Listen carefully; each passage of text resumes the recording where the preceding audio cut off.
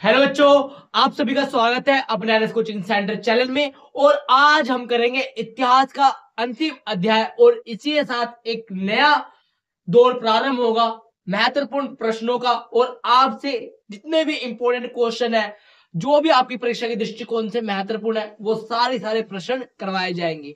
चलिए बेटा, बिना किसी देरी के चैप्टर की करते हैं शुरुआत। आपकी पेपर की तैयारी अब हमारी जिम्मेदारी। संविधान निर्माण।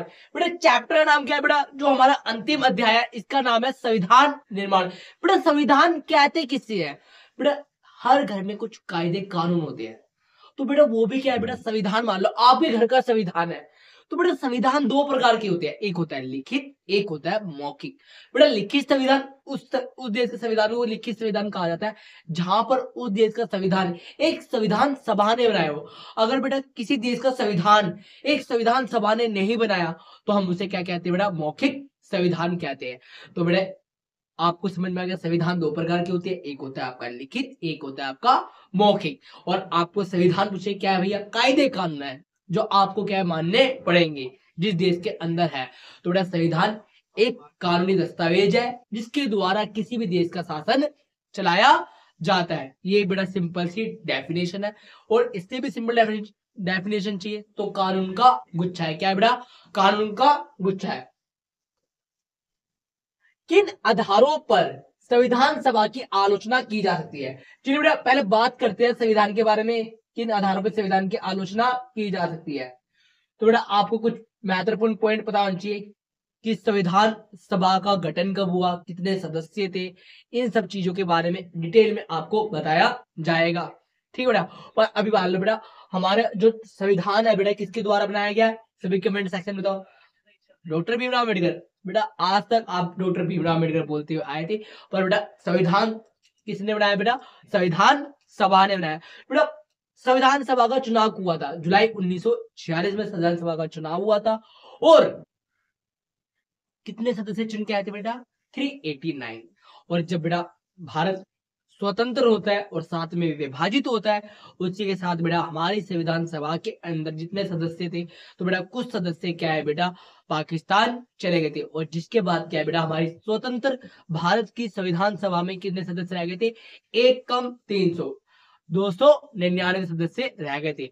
जिसमें से क्या है बेटा 15 सदस्य क्या है बेटा जब संविधान बनकर तैयार हो गया था 26 नवंबर 1949 को, और बेटा जब हस्ताक्षर की बारी आई तो 15 सदस्य क्या है बेटा मृत्यु हो चुकी थी। और जिस कारण बेटा 284 सदस्यों ने क्या है बेटा हस्ताक्षर किए थे। बेटा हमारे संविधान को बनने में कितना समय लगा था? 2 साल 11 महीने 18 दिन। और बेटा हमने जो संविधान बनाया है बेटा बहुत देशों के संविधानों को पढ़ के बनाया है। तो बेटा आप 11वीं क्लास के अंदर बेटा पढ़ चुके हो कि संविधान के स्रोत क्या है। तो बेटा बात करते हैं किन आधारों पर संविधान सभा की आलोचना की जाती है। बेटा संविधान सभा की आलोचना जो 389 है वो चुन के आए थे, सारे चुन के नहीं आए थे जी। और जो चुनने की प्रक्रिया थी वो बेटा बहुत टिपिकल थी, जिस आधार पे क्या है बेटा संविधान सभा की क्या की जाती है? आलोचना की जाती है। चलिए बेटा एक एक बात करते हैं। व्यस्क मताधिकार की उपेक्षा। बेटा व्यस्क मताधिकार की क्या की गई थी? उपेक्षा की गई थी। मतलब जो भी 18 जो भी आयु उस समय निर्धारित हो, तो बेटा सभी को वोट देने का अधिकार प्राप्त नहीं था। आलोचना कारियों का मानना था कि संविधान सभा का निर्माण व्यस्क मताधिकार के आधार पर किया जाना चाहिए था। भारतीय संविधान सभा जैसी महत्वपूर्ण संस्था के गठन के लिए जनता को प्रत्यक्ष रूप से भागीदार बनाना अति आवश्यक था, क्योंकि उनके द्वारा बनाए जाने वाला संविधान का मूल उद्देश्य भारतीय जनता की आकांक्षाओं को पूरा करना था। बेटा जो संविधान बनाया जा रहा है वो किसके लिए बनाया जा रहा है? भारतीयों के लिए बनाया जा रहा है। किसके लिए बनाया जा रहा है बेटा? भारतीयों के लिए। तो बेटा भारतीयों से चुनना चाहिए था कि कौन सा सदस्य आएगा चुनकर जो क्या आपकी तरफ से क्या करेगा? नेतृत्व करेगा। किंतु बेटा क्या है यहाँ पर अप्रत्यक्ष रूप से सामान्य अनुपातिक प्रतिनिधि प्रणाली के द्वारा क्या है बेटा जो 1939 के जो सदस्य थे चुने हुए, उन्हीं को क्या है बेटा संविधान सभा का क्या बना दिया गया था? सदस्य बना दिया गया था। जिसकी क्या की जाती है बेटा? आलोचना की जाती है कि इतने महत्वपूर्ण विषय पर भी जनता की बात की अवहेलना की गई। मतलब जनता की प्रत्यक्ष भागीदारी नहीं थी, जिसका क्या है बेटा बहुत सारे लोगों ने क्या है इस चीज का विरोध किया।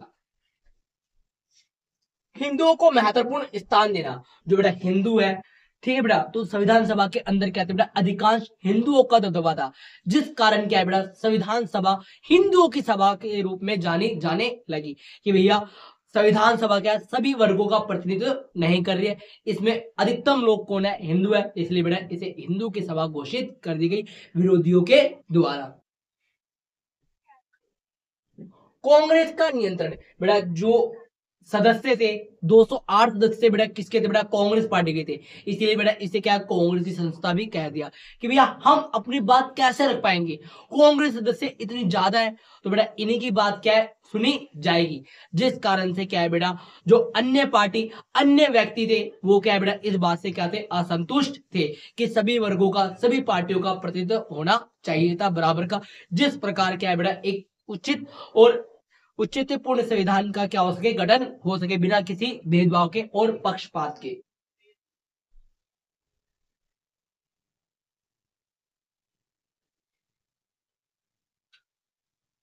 संविधान निर्माण से पहले के साल काफी उथल पुथल का दौर रहा, स्पष्ट करो। बेटा ये क्वेश्चन अत्यंत महत्वपूर्ण है बेटा, ये क्वेश्चन इतिहास के चैप्टर के लिए और बार बार बोर्ड परीक्षा में क्या ये क्वेश्चन रिपीट हुआ है बेटा। संविधान बनने से पहले के टाइम पे या जब संविधान बन रहा था उस समय क्या था बेटा, जो समय था भारत का बहुत उथल पुथल वाला था। कैसा था बेटा, उथल पुथल। उथल पुथल का मतलब क्या, उतार चढ़ाव वाला था। मतलब क्या ऐसी घटनाएं घटित हो रही थी बाहर, और क्या इससे पहले घटनाएं घटित हो चुकी थी, वो सारी सारी घटनाएं आपको क्या है बतानी है विस्तृत रूप में। चलिए बेटा एक एक घटनाओं के बारे में पढ़ते हैं कि भैया संविधान निर्माण के समय उथल पुथल का काम कार्य क्या था।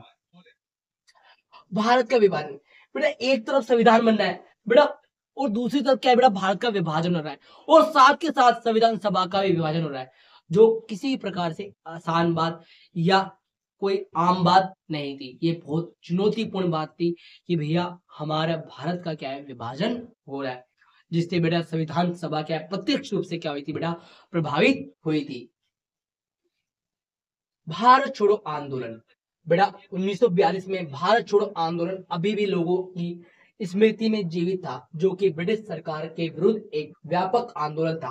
बेटा जो भारत छोड़ो की आंदोलन की चिंगारी थी अभी भी लोगों के अंदर क्या है, दहक रही थी, और अब भी क्या है बेटा, ब्रिटिशों के प्रति आक्रोश और गुस्सा शांत नहीं हुआ था। वो तो चले गए पर उनके प्रति नफरत का बीज अभी भी क्या है बेटा, शांत नहीं हुआ था कि किस प्रकार हमारे को स्वतंत्रता मिली है। ये बात हम भारतीय बहुत भली भांति से क्या है बेटा, परिचित है। 40 के दशकों के आंदोलन, बेटा जो 40 का दशक था 1940 से 1949 का टाइम पीरियड था बेटा, इस समय क्या है बहुत सारे आंदोलन चलाए गए थे। 1986 में 46 में बेटा नेवी ने आंदोलन किया। इसी समय बेटा प्रत्यक्ष कार्रवाई दिवस मनाया जाता है। किसी तरफ से बेटा, मुस्लिम लीग पार्टी की तरफ से 16 अगस्त 1946 को प्रत्यक्ष कार्रवाई दिवस की क्या कर दिया, घोषणा कर दिया थी। मतलब पाकिस्तान की मांग डायरेक्ट की गई और रोड पे क्या है बेटा, नंगा नाच किया गया मृत्यु का। आम व्यक्तियों तक को बेटा इससे छोड़ा नहीं गया, और बेटा जिस कारण क्या है बेटा, संविधान जो निर्माता थे वो क्या है बेटा, प्रत्यक्ष और अप्रत्यक्ष रूप से क्या हो रहे थे बेटा, संविधान बनाने में क्या हो रहे थे, प्रभावित हो रहे थे। बेटा उस टाइम पीरियड में काम करना कोई आसान बात नहीं थी।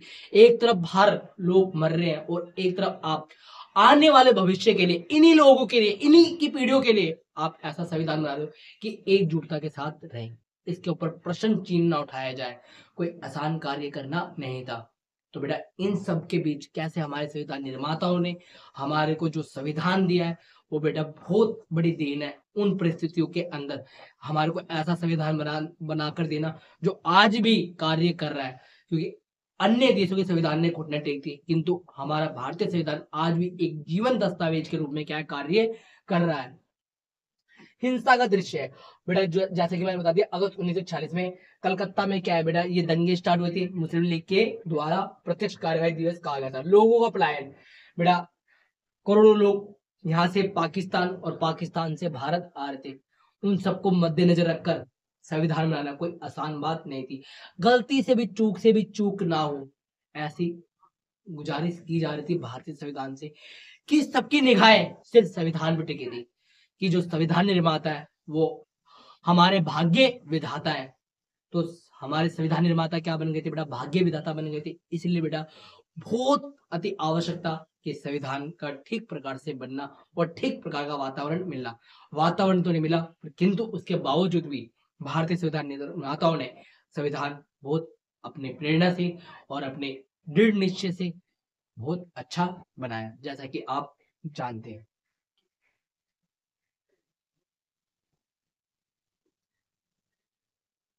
एकता की कोशिश नाकामयाब। कांग्रेस और मुस्लिम लीग दोनों प्रमुख राजनीतिक दल धार्मिक और सामाजिक एकता स्थापित करने में नकारात्मक होते जा रहे थे। बेटा कांग्रेस और मुस्लिम लीग आपस में अपने मन मुटाव को छोड़कर एक आने की कोशिश कर रही थी, पर बेटा वो बात ना, साउथ पोल और नॉर्थ पोल जब भी पास आएंगे तो बेटा दूर भागेंगे। तो ऐसा ही हो रहा था, और जिस कारण क्या है बेटा, बहुत ज्यादा दिक्कत आ रही थी। उद्देश्य प्रस्ताव। बेटा जब संविधान बन रहा था उस समय क्या है बेटा, 13 दिसंबर 1946 को 13 दिसंबर 1946 को पंडित जवाहरलाल नेहरू के द्वारा एक उद्देश्य प्रस्ताव रखा जाता है, जिसके अंदर ये आशा की जाती है कि भावी संविधान, हमारे देश के लिए जो संविधान बनाया जा रहा है वो इस प्रकार का होना चाहिए। जैसे बेटा एक घर के लिए डिजाइन होता है, वैसे बेटा संविधान का डिजाइन कौन था बेटा, जो उद्देश्य प्रस्ताव था वो था। ये बड़ा ऐतिहासिक प्रस्ताव था। स्वतंत्रता संप्रभु गणराज्य की घोषणा की गई थी। रक्षात्मक प्रावधान था।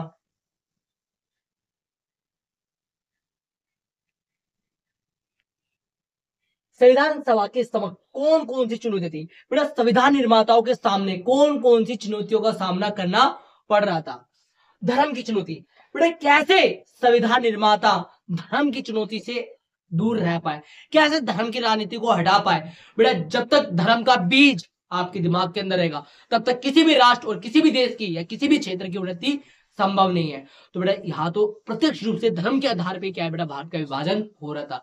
तो बेटा कहां से संविधान सभा धर्म की राजनीति को दूर कर पाती, जो क्या है बेटा संविधान निर्माताओं के लिए एक महत्वपूर्ण चुनौती बनकर रह गई थी। राष्ट्रभाषा की चुनौती। बेटा भारत के अंदर एक भाषा नहीं अनेकों भाषाएं बोली जाती है, और हर भाषा का एक महत्वपूर्ण इतिहास रहा है। तो किस भाषा को राष्ट्रभाषा भाषा बनाया जाए। अगर एक भाषा को ज्यादा तवज्जो दी गई तो अन्य भाषाओं क्या होगा, निरादर होगा। और जिससे अन्य भाषाओं को निरादर करना मतलब अन्य लोगों की आपने क्या करी है बेटा, आकांक्षाओं और मर्यादाओं पे चोट पहुंचाई है। तो बेटा सभी मर्यादा, सभी भाषाओं का सम्मान करना और सभी लोगों को ध्यान में रखकर किसी एक भाषा को राष्ट्रभाषा बनाना, ये बहुत बड़ी चुनौती थी। इसीलिए बेटा भारतीय संविधान निर्माताओं ने किसी को भी राष्ट्रभाषा नहीं बनाया, बल्कि हिंदी को राजभाषा बनाया गया।